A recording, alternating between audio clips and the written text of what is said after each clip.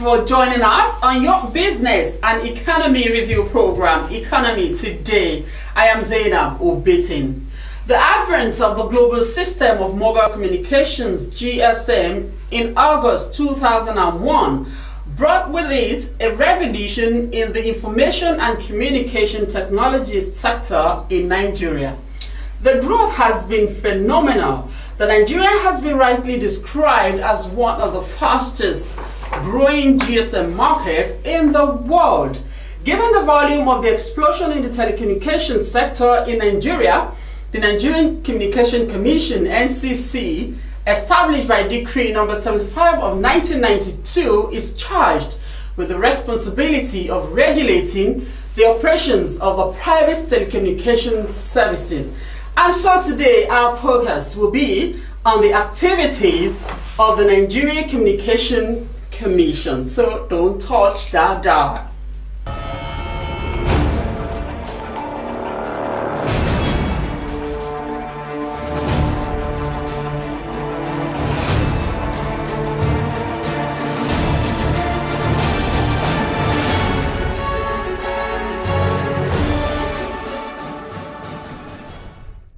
The history of Global System for Mobile Communications, GSM, in Nigeria is traceable to the deregulation of the telecommunication industry in the year 2001 under the administration of former President Olusegun Obasanjo.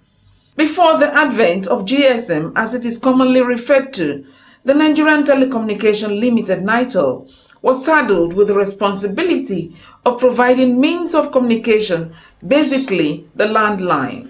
The GSM revolution brought with it various network providers which have today changed the face of information and communications technology in Nigeria.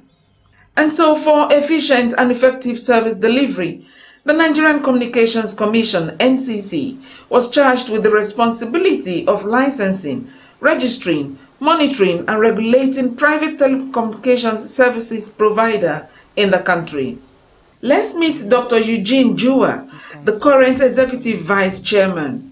NCC is the primary regulatory agency for telecommunication industry in Nigeria. Our primary regulatory focus in industry is on services and infrastructure. Towards this end, it's our primary mandate to make sure that consumers have a diversity of good quality services. The GSM launch in Nigeria have indeed witnessed a phenomenal success. Mobile telephony has rapidly become the most popular method of voice communication in Nigeria, and each network provider has its own peculiarity in terms of packages. Therefore, as competition is very rife amongst operators, Nigerians are worried about the tariff war. All tariffs in Nigeria must be approved by NCC. And of course, you know that tariff is a major point in competition. And when we see that competition is not healthy, whether it's being caused by tariffs or whether it's being caused by big structure, we do intervene all the time. The catchphrase in the nation's telecommunications sector today is competition. The competitive environment has become so intense that operators engage in various forms of promotion in a bid to reap from the fruits of their investments. In this regard, the Nigerian Communications Commission ensures that service providers do not take Nigerians for granted in the billing system. Competition is good, and we never intervene when there is good competition. We only intervene when there is unhealthy competition. Promotion is also part of competition, but too much promotion is frowned upon by NCC. One, because it affects the quality of service. Two, it causes a decline in the value of the market. And whenever we see that there is unhealthy competition, which is leading to a collapse of prices, we do intervene. one of the things that people don't realize about unhealthy competition and the runaway of tariff structure is that it also discourages investment in the sector. It discourages direct foreign investment into the sector because it makes the sector unprofitable. One of the functions of the Nigerian Communications Commission is to protect the interests of consumers against unfair practices, and so wields her power where best practices are not adhered to. When a promotion actually goes as far as providing subsidy to costs, that means you are providing services below your cost. It becomes unhealthy and we have to intervene. As of now, because promotion has gone to such an extent in Nigeria that it's affecting the value of the market, NCC has banned all promotions, except where we see that it has to be valuable to bring in new services. For example, in the area of smartphones, we have very few smartphones in Nigeria, so we are prepared to encourage promotion in this area.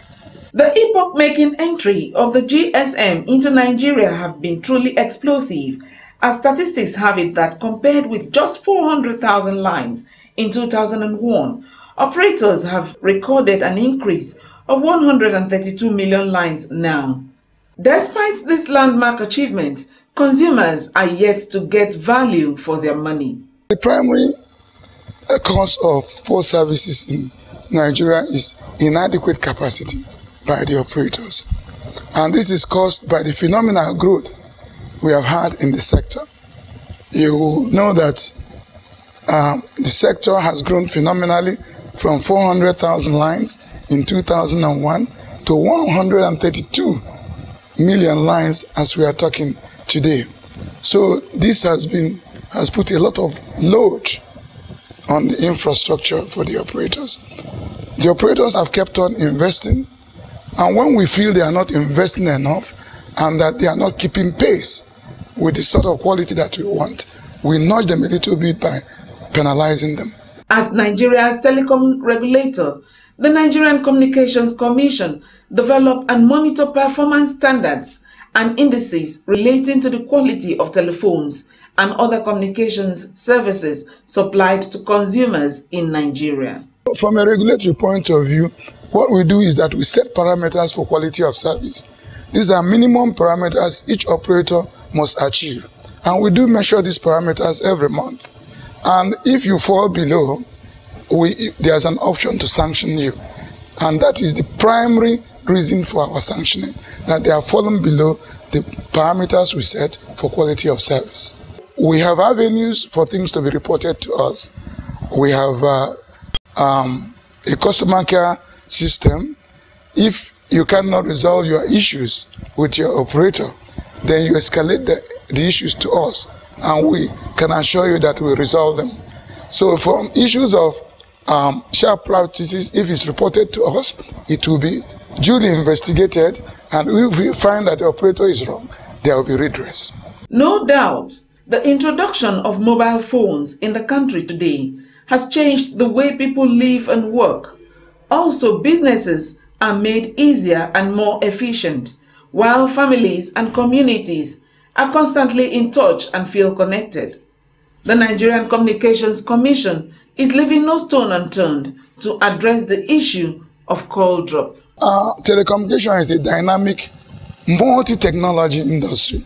What we have now is the technologies that are existing now. GSM is a current technology. It's slightly moving away. GSM, as you see it, is slightly moving away. The era of LTE is coming. You know, the era of data is going to overcome the era of voice. So there will be a continuous change in operators, in operator services, and in the sort of services that are available to customers. Call drop is part of quality of service. You know. And a major parameter that we have set is that we have put a limit to quality of service and to call drop in our quality of service parameters. It is measured every month, and if operators drop below that, we do penalize them. But having said that, Nigerians must realize that call drops is part of wireless technology. It can never be eliminated. There's call drops everywhere in the world. If you go to United States, there are call drops. If you go to Dubai, there are call drops. If you go to UK, there are call drops. So we don't, because, there are a few call drops, raise hell. It's part of the technology. The mandate of the regulator as NCC is to limit them. It is pertinent to mention that the growth of GSM in Nigeria has been so rapid that it has been rightly described in various fora as one of the fastest growing markets in the world, especially as it represents the largest provider of job opportunities for Nigeria's teeming population, directly and indirectly. This Nigerian Communications Commission see as a welcome development. It has been phenomenal. We have to actually look at issues from where we are coming from. From the time where if you want to make an international call, I used to live in Surulere in Lagos. You have to drive from Surulere to the headquarters of NITEL, and then you queue. I remember on one occasion, a fight broke out in Hotel Presidential in Port Harcourt because people do wake up as early as 3 a.m. to book to make an international call. So we are, the achievement has been phenomenal. Now you can sit in your car, make an international call, as you are driving around, walking around. Information about all aspects of life are at your fingerprints through your small phone. So the industry has grown. It has contributed substantially to jobs in Nigeria. It has contributed substantially to the Nigerian GDP, recording about 8.5% in our rebased GDP, from something like 5% 4 or 5 years ago. So in all aspects, the industry has done very well for Nigeria. From any point of view, the communication industry has done well. We have done well as an industry in Nigeria, better than most industries in Nigeria. We have provided services for 24 hours, although there are hiccups, which gets exaggerated from time to time. But there is no industry, there's no service in Nigeria that has been as efficient as the telecommunication industry. And so, bearing in mind that the Nigerian consumer cuts across the social spectrum, from civil servants, business executives, artisans, students, Dr. Jua calls for caution in dealing with telecommunications facilities. Every agency has a law, mandating its operations. And we do not intervene when a government agency is carrying out its duties according to the mandate it has. Where there are gray areas, like between us and Nesria, we do meet to iron out all these gray areas.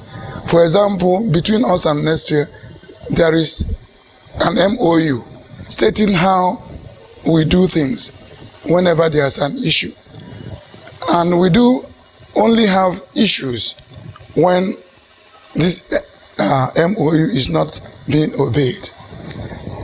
For civil aviation, the permit must be got from them before masts are erected. And we do not want to subject aircrafts to danger. There are other factors in quality of service that are outside the purview of the operators.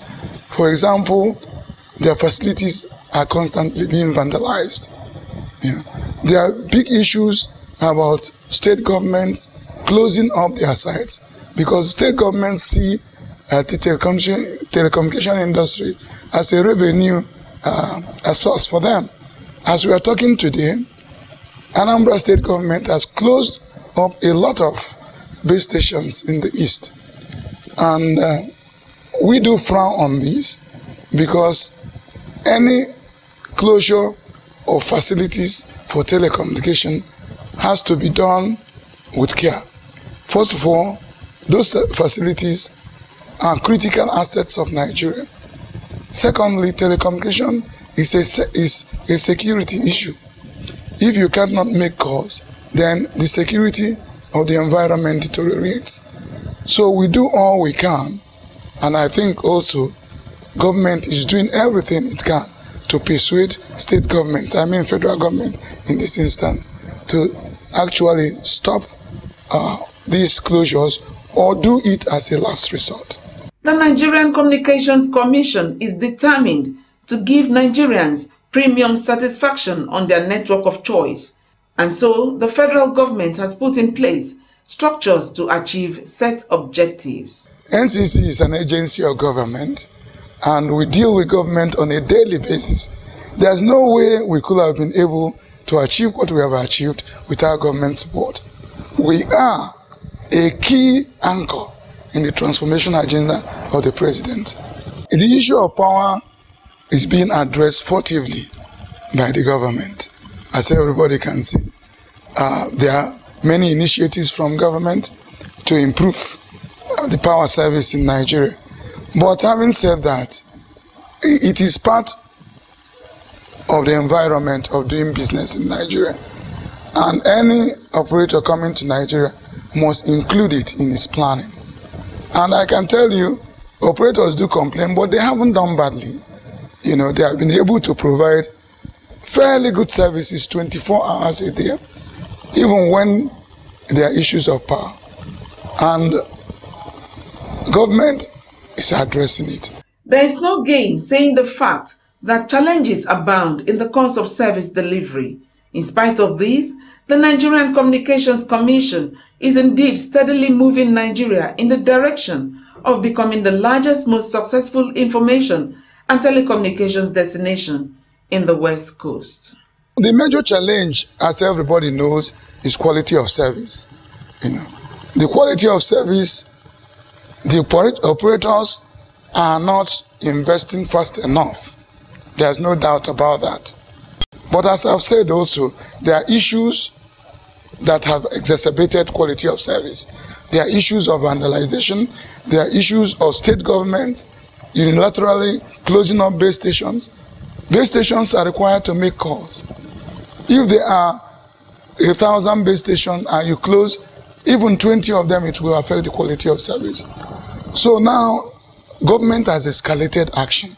The presidency is involved in trying to limit these actions that are not outside the purview of the operators.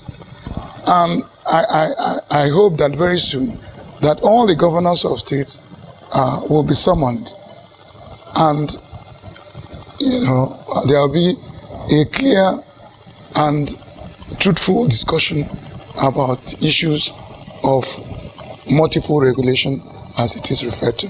The communication sector has contributed tremendously to the economic growth of Nigeria, and we see it continuing. It is part of the modern technology.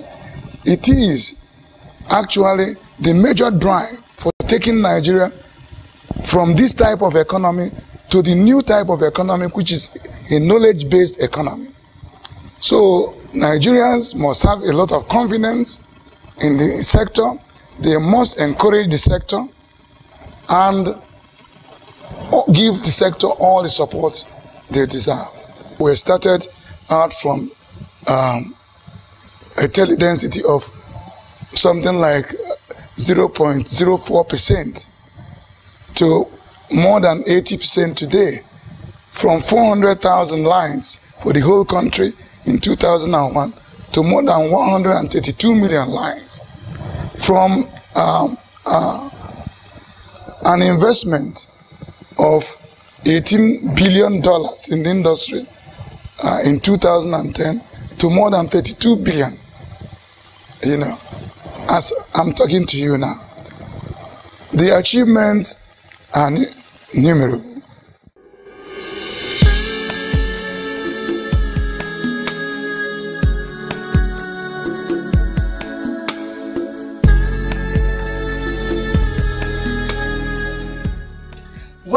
Well, that's how much time will permit us on today's edition of the program. The Nigerian Communication Commission, NCC, is indeed determined to promote fair competition in the communications industry, as well as protect communication services and facility providers from misuse of market power or anti-competition and unfair practices by other services or facilities providers or equipment suppliers. Just in case this is your first time to watch the program or you missed any part, you can visit our website www.promantroservices.com, or you can like us on our Facebook page Economy Today on NTAI. To watch our previous episode, visit www.youtube.com/Economy Today on NTAI. I remain Zainab Obitin. Remember, wash your hands regularly and maintain a healthy habit. From the entire crew, we like to say, have a blessed weekend and happy independence. See you next week.